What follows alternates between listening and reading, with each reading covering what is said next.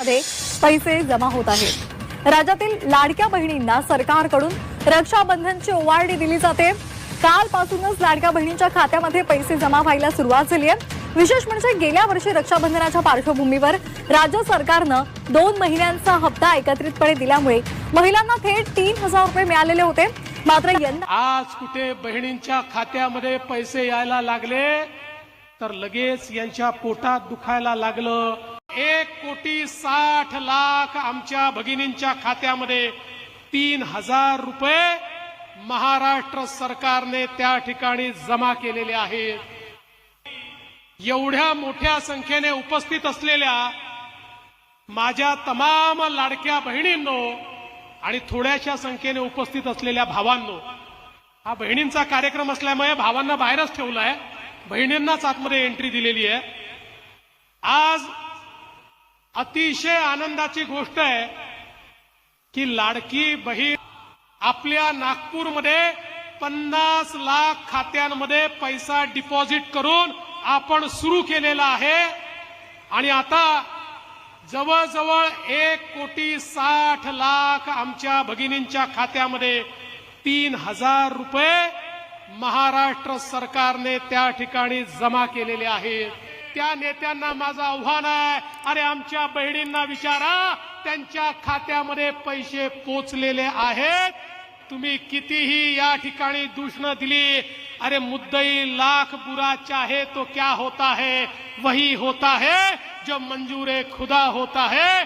आमच्या बहिणींना आम्ही सांगितलं आणि त्यांच्या खात्यामध्ये ते पैसे पोचवले। पण लाडक्या बहिणींनो, मला तुम्हाला सवाल विचारायचा आहे। मला सांगा, आम्ही या ठिकाणी लाडकी बहीण योजना आणली, काही चूक केलं का? सांगा। ही योजना सुरू ठेवायची आहे ना? लाडकी बहीण योजना सुरू ठेवायची।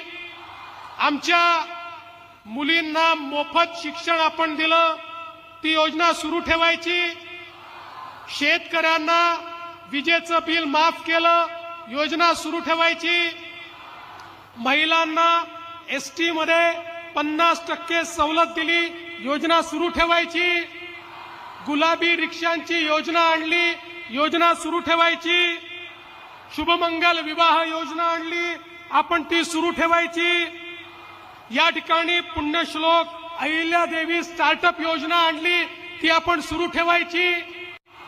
आमची लेक लाडकी योजना, ज्याच्यामध्ये घरी मुलगी झाली तर 1 लाख रुपये तिला 18व्या वर्षी मिळतील, योजना सुरू ठेवायची।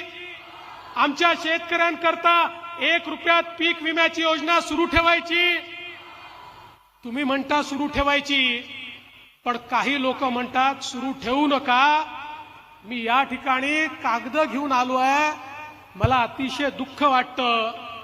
बहिणींनो, राजकारणामध्ये वेगवेगळे पक्ष असू शकतात, पण लाडकी बहीण योजना बंद करा आणि या सगळ्या योजना बंद करा म्हणून काँग्रेसचे अनिल वडपल्लीवार हायकोर्टामध्ये गेले आहेत, उच्च न्यायालयामध्ये गेले आहेत आणि त्यांनी पिटिशन दाखल केली आहे। हे अनिल वडपल्लीवार कोण आहेत?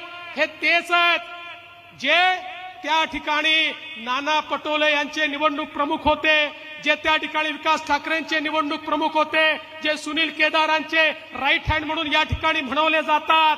आज त्यांनी हायकोर्टामध्ये पिटिशन केली आणि सांगितलं या सगळ्या योजनांवर फार पैसा खर्च होतोय आणि म्हणून या योजना बंद करा। सांगा, बंद करायच्या का? जरा तुम्ही सांगा, बंद करायच्या का? या योजना बंद नाही करायच्या, पण हे लोक या ठिकाणी कोर्टात गेलेत। पण माझ्या बहिणींनो, तुम्हाला एक गोष्ट सांगतो, आमच्या मुख्यमंत्र्यांच्या उपस्थितीमध्ये जोपर्यंत तुमचा देवाभाऊ या ठिकाणी आहे, अरे हायकोर्टामध्ये मोठ्यात मोठा वकील उभा करू, आम्हाला या राखीची आण आहे। काही झालं तरी या योजनेवर स्थगिती येऊ देणार नाही, त्याकरता प्रयत्नांची शर्त करून आम्ही त्या ठिकाणी हायकोर्टामध्ये केस लढवू। पण भगिनींनो, यांची नियत समजून घ्या। आज कुठे बहिणींच्या खात्यामध्ये पैसे यायला लागले तर लगेच यांच्या पोटात दुखायला लागलं। पहिल्यांदा हे मुंबईच्या न्यायालयात गेले, मुंबईमध्ये न्यायालयाने त्यांची पिटिशन एंटरटेन केली नाही. आता नागपूरच्या न्यायालयामध्ये गेले. यांची नियत काय आहे हे आपण सगळ्यांनी समजून घेतलं पाहिजे. आणि म्हणून आज या निमित्ताने मी आपल्याला सांगू इच्छितो, हा जो मुख्यमंत्री महोदयांच्या नेतृत्वात सक्षमीकरणाचा कार्यक्रम आपण हातामध्ये घेतलाय, कारण आपल्या देशाचे प्रधानमंत्री माननीय मोदीजी सांगतात, जोपर्यंत आमच्या महिलांना समाजाच्या आणि अर्थव्यवस्थेच्या मुख्य धारेमध्ये आपण आणणार नाही, तोपर्यंत भारत विकसित होऊ शकत नाही. भारत विकसित तेव्हाच होईल जेव्हा महिला विकसित होतील, जेव्हा त्या आर्थिकदृष्ट्या सक्षम होतील. आणि म्हणून मोदीजींनी देखील अनेक योजना, बेटी बचाओ बेटी पढाओ पासनं तर लखपती दीदी करण्यापर्यंत अनेक योजना मोदीजींनी आणल्या. आणि त्यांच्याच आशीर्वादाने या महाराष्ट्रामध्ये आम्ही देखील महिलांना सक्षम करण्याच्या योजना आणल्या. आज एसटी मध्ये 50% सवलत महिलांना दिली. एसटीचे लोक प्रमुख आमच्या मुख्यमंत्र्यांकडे आले, आमच्या दोघांकडे आले, म्हणाले साहेब योजना करू नका, 50% तिकीट दिलं तर एसटी बंद पडेल. आम्ही म्हटलं योजना करा. योजना केली. इतक्या आमच्या भगिनी एसटीत प्रवास करायला लागल्या.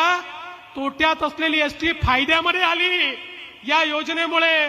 आता तर आमच्या बहिणी भाऊजींना सांगतात, तुम्ही जरा घरी बसा, तुम्ही तालुक्याला किंवा जिल्ह्याला गेल्या, व्यसन करता, पान तंबाखूमध्ये पैसा घालवता, मी गेली अर्ध्या पैशामध्ये काम करून परत येते, त्यामुळे तुम्ही घरी बसा, मीच आता जाते.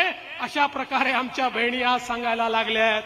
आज माझ्या लहान लहान आमच्या मुलींना इंजिनियर व्हायचं आहे, डॉक्टर व्हायचं आहे, त्यांची स्वप्न आहेत. दुर्दैवाने समाजाची व्यवस्था अशी आहे, घरच्या मुलाला तर फी भरण्याकरता आई वडील कर्ज घ्यायला तयार आहे, पण मुलीला सांगतात तुला शिकवायला पैसा नाही आहे, तू त्या ठिकाणी बीकॉम कर, बीए कर, तुला इंजिनियर आम्ही करू शकत नाही. म्हणून आमच्या सरकारने ठरवलं, मुख्यमंत्र्यांच्या नेतृत्वात एकही मुलगी शिक्षणापासून वंचित राहणार नाही. 507 कोर्सेसमध्ये खाजगी कॉलेजमध्ये देखील जेवढी फी लागते ती सगळी फी आमच्या मुलींची आता तुमचे भाऊ महाराष्ट्राचं सरकार त्या ठिकाणी भरणार आहे. आता मुलींच्या शिक्षणाची चिंता करू नका आणि कृपया मुलींना सांगू नका तुझी फी भरायला पैसे नाही. मुलींना शिकवा, मुली शिकतील तरच खऱ्या अर्थानं आज या ठिकाणी एक मोठं परिवर्तन आपण करू शकू. बहिणींनो, खऱ्या अर्थानं या ठिकाणी मी सांगू इच्छितो, बिजली चमकती है तो आकाश बदल देती है, बिजली चमकती है तो आकाश बदल देती है, आंधी उठती है तो दिन रात बदल देती है, जब गरजती है नारी शक्ती तो इतिहास बदल देती है. अशा प्रकारचा इतिहास बदलण्याची शक्ती आज तुमच्या हातामध्ये आहे. आणि म्हणूनच आज या वेगवेगळ्या योजनांच्या माध्यमातून एक मोठं परिवर्तन आपण करतोय.